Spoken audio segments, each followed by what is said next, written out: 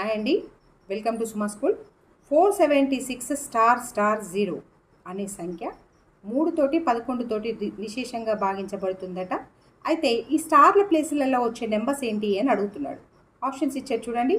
7 మరియు 4, 7 మరియు 5, 8 మరియు 5 పైవేవి కావు.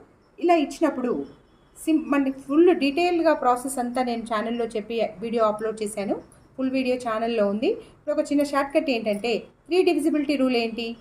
సంఖ్యలోని అంకెల మొత్తము 3తో డివిజిబుల్ అయితే ఆ సంఖ్య 3తో డివిజిబుల్ అవుతుంది, అంతే కదా. ఇప్పుడు దీన్ని ఈ మూడింటిని యాడ్ చేయండి, 17.